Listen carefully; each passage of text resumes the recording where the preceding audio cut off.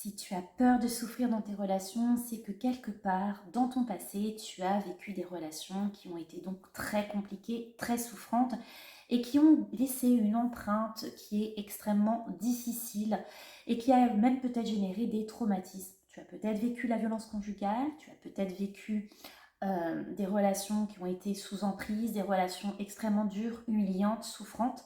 Reste sur cette vidéo parce que effectivement, je vais t'aider à retrouver justement cet élan pour aller vers les autres et te reconstruire pour enfin être heureuse dans tes relations.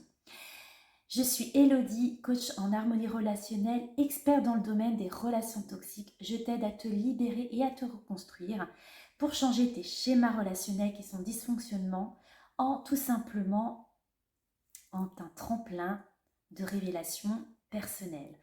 Je t'aide justement à te reconnecter à qui tu es et enfin vivre pleinement ta place dans tes relations et surtout dans ta vie. Je suis aussi énergéticienne et je pratique à distance ou en présentiel. J'ai aussi une approche en psychogénéalogie et je crée aussi des Tao Coaching.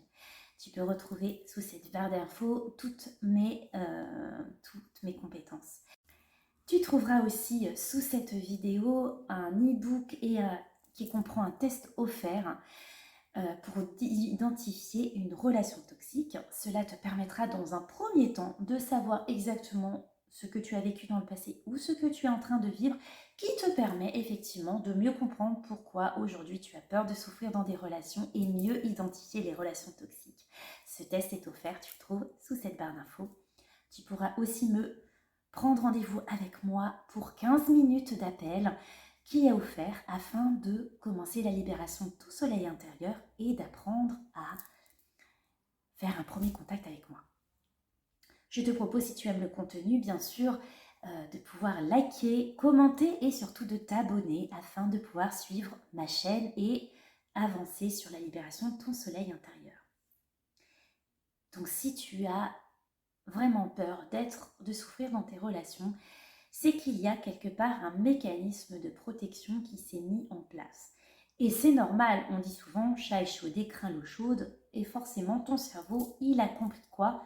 Que la relation, aujourd'hui comme elle était, avec le schéma dans lequel tu étais, les schémas répétitifs ou on va dire les énergies dans lesquelles tu étais, forcément c'était néfaste pour toi. Donc forcément, il y a une réticence pour toi aujourd'hui à reprendre contact avec l'autre et j'allais dire confiance.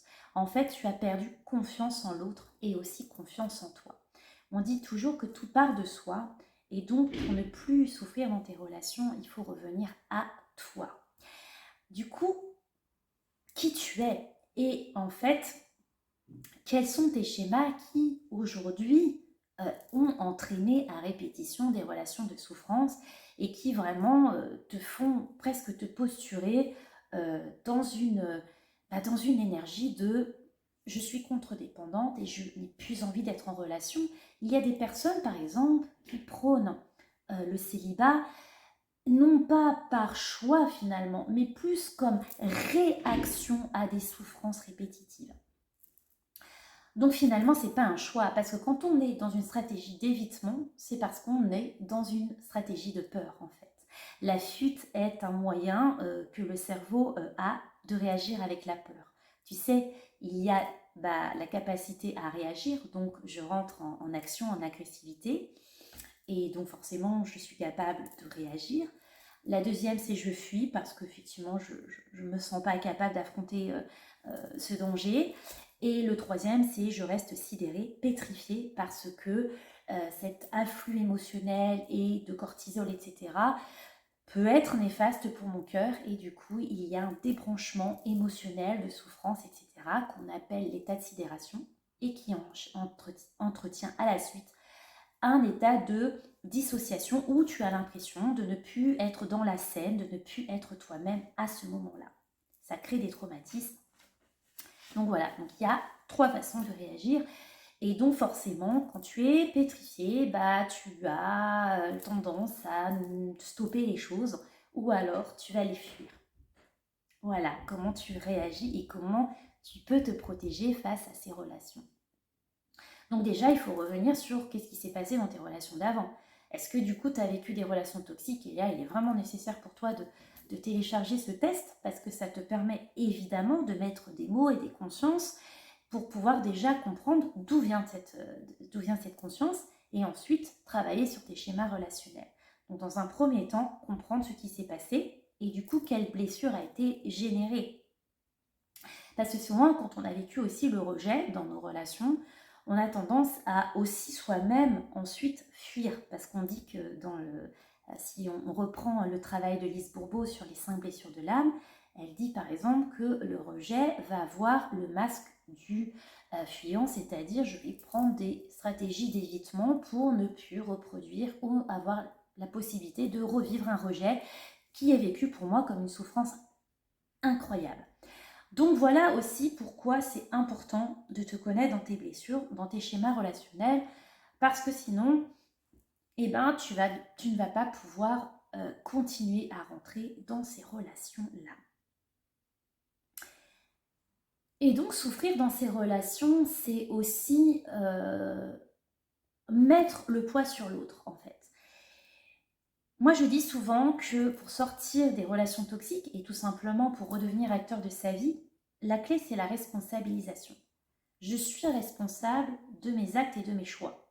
Oui, certes, peut-être jadis, j'ai été victime de souffrance, d'emprise, de violence conjugale, d'inceste, de viol, de toutes ces choses qui sont extrêmement traumatisantes et lourdes, mais je me responsabilise parce que je mets de l'action pour ma libération, pour mon changement et je ne me considère plus comme une victime. Se considérer comme une victime, c'est aussi comme une sorte de justificatif intérieur qui nous empêcherait finalement de reprendre notre vie en main. Et finalement, d'être responsable, c'est quelque part avoir la clé en main. J'ai la clé pour allumer mon véhicule et pour le conduire, aller à gauche ou à droite, faire ce que je veux. Finalement, quand tu souffres dans tes relations et que tu fais rien, c'est comme si tu étais à l'arrière de la voiture, qu'il y avait un chauffeur qui t'emmenait là où tu voulais, et toi tu es un peu en réaction à la vie, mais tu ne peux pas décider de là où tu vas dans la destination. Reprendre ta clé, être aux commandes, être au volant de ta voiture, c'est reprendre ta puissance personnelle, c'est reprendre finalement ta vie en main. Je décide de là où je vais, je décide de l'objectif que je souhaite atteindre, je décide de faire demi-tour, je décide d'aller dans ce chemin-là, de dire stop, d'avancer. C'est un choix intérieur. Donc si tu ne veux plus souffrir dans tes relations, il faut que tu deviennes cette personne aux commandes et non au siège qui laisse les autres décider pour elle. Tu vois l'image, comment tu subis quand tu es à l'arrière de la voiture, quand tu te laisses porter par les flots de ce qui se passe. C'est pas les autres qui vont décider pour toi là, c'est toi. Et quand tu décides pour toi, tu peux, dans cette étape de changement, te donner des petits objectifs et des paliers pour commencer à faire ton chemin de guérison. Tu peux déjà aussi entreprendre une thérapie, un coaching, quelque chose en fait. Et si tu fais un coaching avec moi, je t'assure que tu vas voir véritablement ta renaissance intérieure. Et c'est ça qui est important, c'est de te connecter à ta puissance intérieure. Parce que lorsque tu auras découvert ta puissance personnelle, c'est-à-dire qui tu es, tes valeurs, tes capacités, et ce que tu es capable de mettre au monde, eh ben, tu pourras reconnaître cela. Et en reconnaissant cela, tu pourras décider où tu vas dans les relations. Parce que quand tu ne connais pas cela, finalement, tu subis. Tu subis parce que si quelqu'un te dit que tu es nul ou que tu es incapable et que tu ne sais pas de quoi tu es capable, alors ça peut te déstabiliser. Et ça peut même être une petite graine qui va être plantée en toi. Donc pour ne plus sentir cette graine prendre en toi, c'est toi finalement qui vas planter la graine que tu veux dans ton corps, dans ta tête, et l'arroser avec tes conditions. Tu vas plus attendre que ça soit la pluie qui vienne à l'extérieur, mais c'est toi qui vas avec ton petit arrosoir nourrir, arroser tes circonstances. Donc reprendre ta vie en main, c'est être acteur de sa vie, être responsable, et c'est être aux commandes de qui tu es. Donc redécouvre-toi, et ça je peux t'accompagner en coaching. On revoit justement cette découverte de soi pour justement retrouver cette confiance en soi, cette estime de soi qui fait que je m'estime tellement que je n'accepte plus n'importe quelle relation, je n'accepte plus d'être en communication qui est négative, qui n'est pas nourrissante, et forcément, je vais faire des choix plus alignés, plus authentiques. Donc ça, c'est quelque chose d'important. Tu peux aussi, si tu as besoin de reprendre confiance, c'est de travailler sur ta généalogie. Dans ta généalogie, tu peux comprendre que des fois, il y a des événements qui ne viennent pas de toi, mais tu les sens en mémoire, tu les sens en substance, ça laisse une empreinte. Des fois, on appelle ça des bizarreries en psychogénéalogie.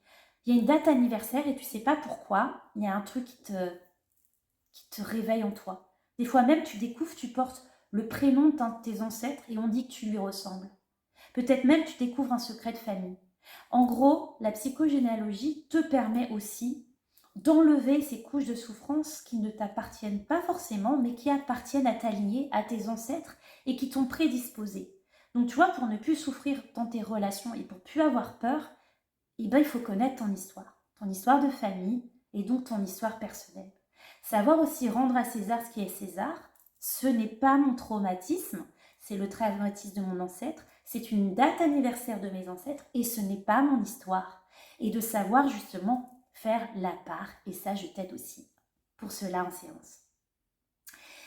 Et pour finir, j'ai envie de te dire que pour ne plus souffrir dans ces relations, il faut affronter les choses.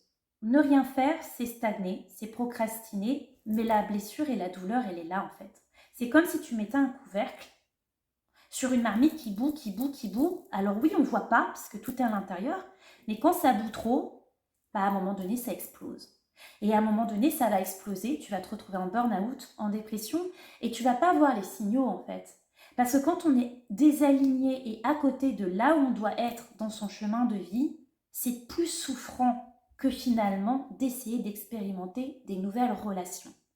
Et si tu veux vraiment expérimenter des nouvelles relations dans un cadre beaucoup plus guidé et sécure, la thérapie et le coaching est vraiment quelque chose qui va t'aider. Parce que tu vas te sentir boosté, guidé par des outils puissants et ma méthode unique qui va te permettre justement de transcender tout cela. Et tu te rendras compte que peut-être la dernière histoire dans laquelle tu t'es trouvé qui a été souffrance peut être le point de départ de ta renaissance, de cette belle personne finalement qui demande juste à éclore que tu es. Donc tu peux prendre contact avec moi, tu trouves un lien sous cette vidéo et surtout tu peux continuer à t'abonner pour vivre d'autres vidéos libératrices de soleil intérieur. À bientôt.